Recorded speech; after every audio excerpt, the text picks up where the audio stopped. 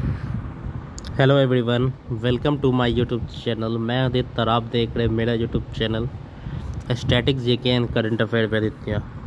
आज हम लोग देखने वाले हैं बीपीएससी सामान्य ज्ञान या समान विज्ञान, दोनों देखने वाले हैं। GK and general awareness Bihar PCS का ये 2023-24 का यूथ पब्लिकेशन का ये क्वेश्चन, जिसमें आपको सारा प्रीवियस ईयर क्वेश्चन दिया गया है। Previous year chapter wise solve कराया गया है, ठीक है। ये इसमें देखिए आप सारा क्वेश्चन दिया गया है, ठीक है। देखिए बीपीएससी प्रीलिम्स का सारा पेपर दिया गया और 38 बीपीएससी से लेके अब तक का जितना बीपीएससी हुआ है प्रीलिम्स एग्जाम सारा इसमें दिया हुआ है, देख लीजिए। चलिए स्टार्ट करते हैं आज का सेशन बिना टाइम वेस्ट किए, क्योंकि मुझे पता है कि स्टूडेंट का टाइम कितना महत्वपूर्ण होता है। तो चलिए स्टार्ट करते हैं आज का सेशन बिना टाइम वेस्ट किए। पहले हम लोग देखने वाले हैं 38वीं बीपीएससी प्रीलिम्स परीक्षा का, जो कि 1992 से लेकर 1983 तक हुआ था। चलिए लिखते हैं पहला प्रश्न। ये है आपका, कला की गंधार शैली निम्न में से किस समय फली फूली? तो कला की गंधार शैली आपका कुषाणों के समय में फली फूली थी। किस समय? तो कुषाणों के समय में फली फूली थी। कला की गंधार शैली कुषाणों के समय में फली फूली थी, तो इसका राइट आंसर हो जाएगा ऑप्शन नंबर ए। व्याख्या देख लेते हैं कुछ। यूनानी काल के प्रभाव से देश के पश्चिमोत्तर से कला की जिस नवीन शैली का उदय हुआ उसे गंधार कला कहते हैं। इस कला का चरम विकास कुषाण काल में हुआ। सर्वप्रथम गंधार कला में ही बुद्ध की मूर्तियों का निर्माण हुआ माना जाता है, जिसमें ग्रीक देवता अपोलो के समान ही बुद्ध की मूर्तियां बनी हैं। सिर के पीछे प्रथा मंडल, घुंघराले बाल तथा पारदर्शी वस्त्र इस कला की विशेषताएं थी, ठीक है। तो पहला का आंसर क्या हो जाएगा? कुषाणों के समय। कला की गंधार शैली कुषाणों के समय में, याद रखिएगा। नेक्स्ट है आपका, टीपू सुल्तान ने अपनी राजधानी कहाँ बनवाई? टीपू सुल्तान ने अपनी राजधानी कहाँ बनवाई? तो टीपू सुल्तान ने अपनी राजधानी श्रीरंगपट्टनम में बनवाई। टीपू सुल्तान ने अपनी राजधानी कहाँ बनवाई? टीपू सुल्तान ने अपनी राजधानी श्रीरंगपट्टनम में बनवाई। इसका राइट आंसर हो जाएगा ऑप्शन नंबर ए। व्याख्या देखते हैं। टीपू सुल्तान की राजधानी श्रीरंगपट्टनम में थी, जहाँ पर 1792 ईस्वी में उसने अंग्रेजों के साथ तृतीय आंग्ल मैसूर युद्ध में संधि भी की थी। 1799 के चतुर्थ आंग्ल मैसूर युद्ध में श्रीरंगपट्टनम की रक्षा करते हुए टीपू सुल्तान शहीद हो गया था, ठीक है।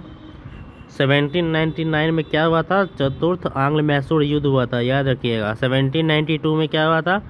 तृतीय आंग्ल मैसूर युद्ध हुआ था।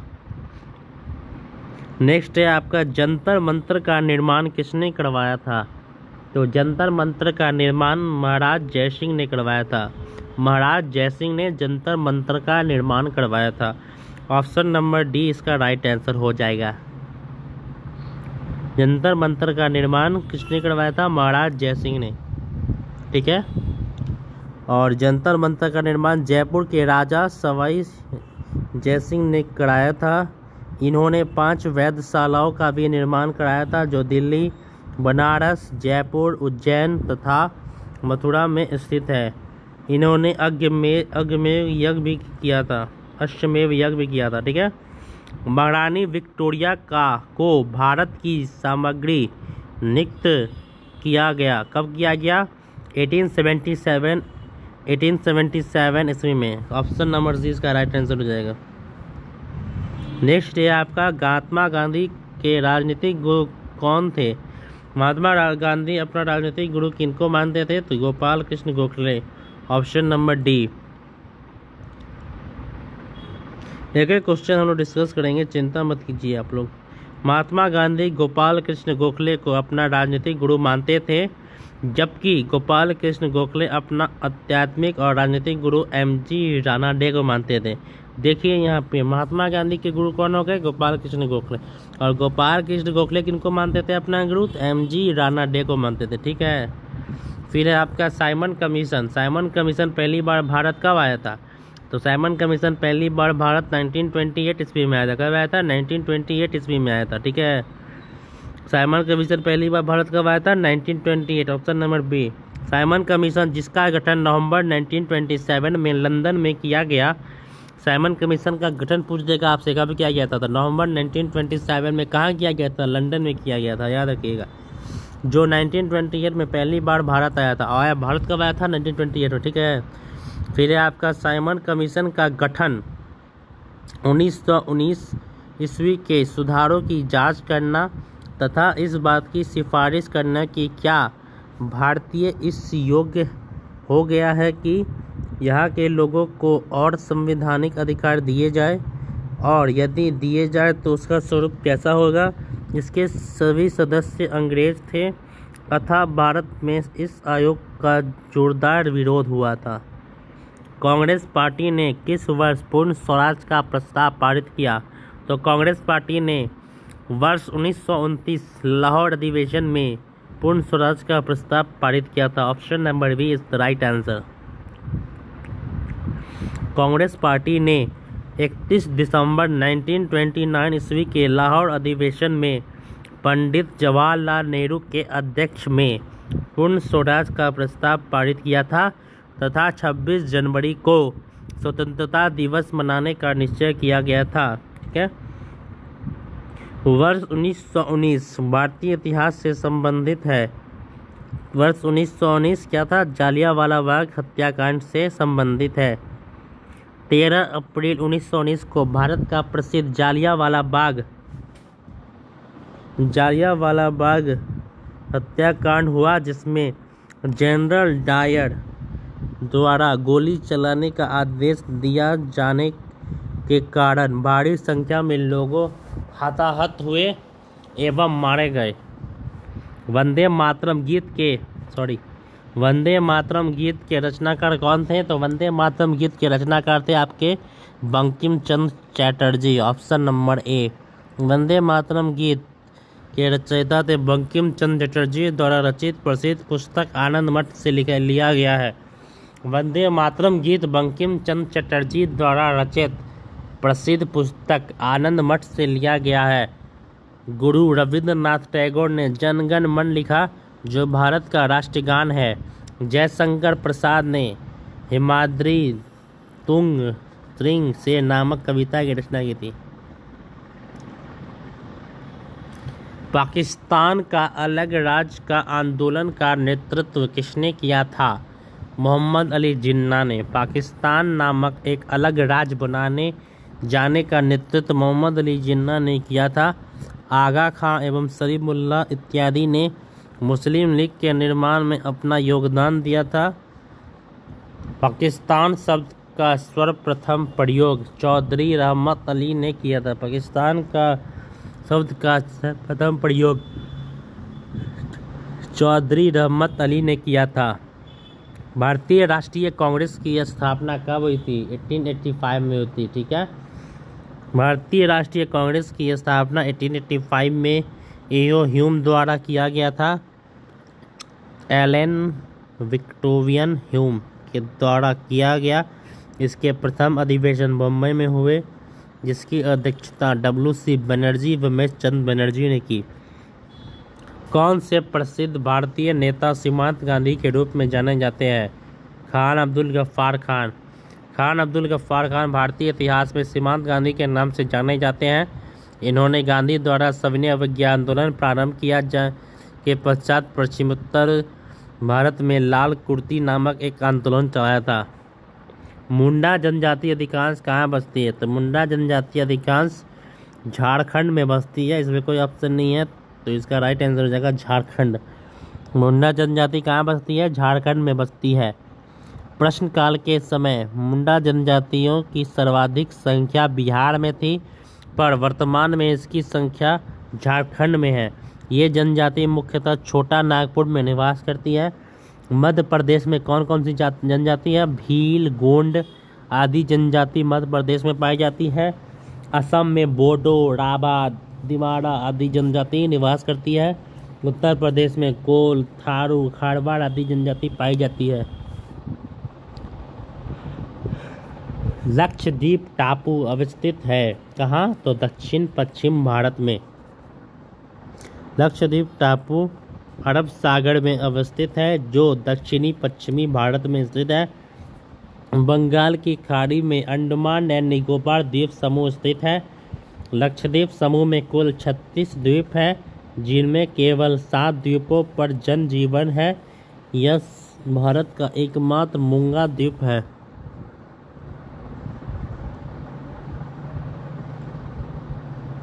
निम्नलिखित भारतीय राज्य में लौह अयस्क उपलब्ध नहीं है। कौन कहाँ लौह अयस्क उपलब्ध नहीं है? तो यह आपका हो जाएगा डी, पंजाब में। लौह अयस्क बिहार, उड़ीसा, मध्य प्रदेश इत्यादि में प्रमुखता से प्राप्त होते हैं। पंजाब में लौह अयस्क की खानें नहीं प्राप्त हुई है। सबसे अधिक तेल निर्यातक देश कौन है? सऊदी अरब। तेल निर्यातक करने वाले देशों में सऊदी अरब का स्थान सर्वोच्च है। वर्ष 2020 के आंकड़ों के अनुसार सबसे अधिक कच्चे तेल का भंडारण वेनेजुएला के पास है।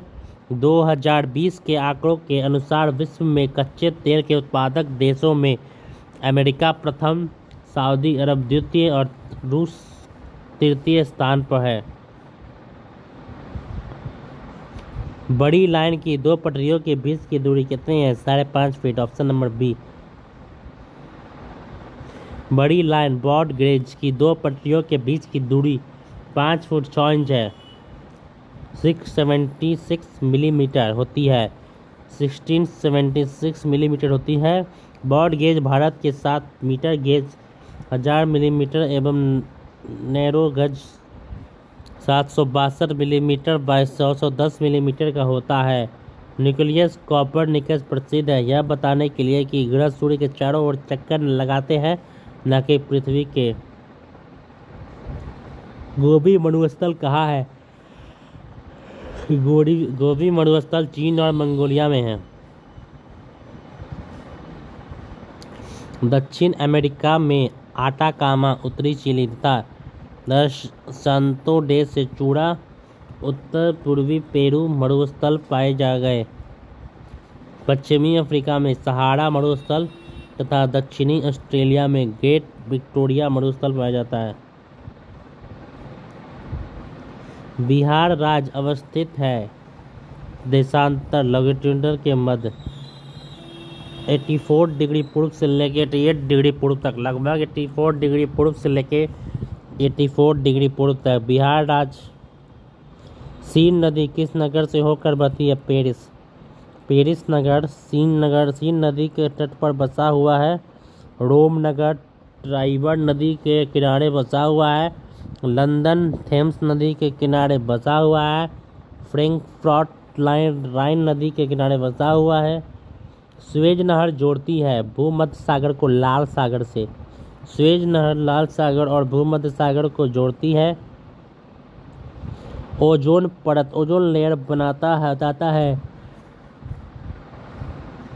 लेयर बताता है पृथ्वी की सतह से 15 से 20 किलोमीटर ऊपर में वायुमंडल की परत। समुद्र तल पर पृथ्वी के केंद्र से सबसे निकट स्थान कौन सा है? तो उत्तरी ध्रुव।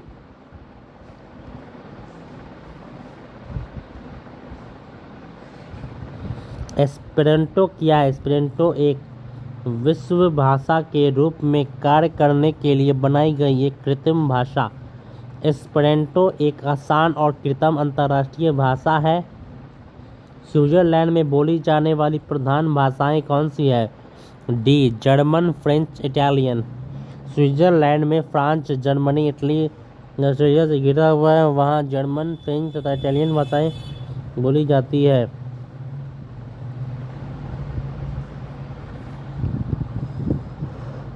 भारत में उपराष्ट्रपति का निर्वाचन संसद के दोनों सदनों के सदस्यों द्वारा एकल संक्रमणीय मत पद्धति से अनुपातिक मत प्रणाली द्वारा संपन्न होता है। अगर भारत के राष्ट्रपति के चुनाव में कोई विवाद हो तो उस विवाद को सौंपा जा सकता है भारत के सर्वोच्च न्यायालय को। भारत के राष्ट्रपति के निर्वाचन संबंधी विवाद का निर्णय भारत के उच्चतम न्यायालय करेगा। यदि उच्चतम न्यायालय द्वारा किसी व्यक्ति की राष्ट्रपति के रूप में नियुक्ति को अवैध घोषित किया जाता है तो उच्चतम न्यायालय की घोषणा से पूर्व उसके द्वारा किए गए कार्य अवैध नहीं होंगे। भारतीय संविधान भारत के राष्ट्रपति को अधिकार नहीं देता है। राज्यों के मुख्यमंत्री की नियुक्ति राष्ट्रपति का अधिकार है। मुख्यमंत्री प्रधानमंत्री की नियुक्ति रक्षा बलों का सर्वोच्च कमांडर होने का, देश के किसी भाग में आपातकालीन स्थिति लागू करने का।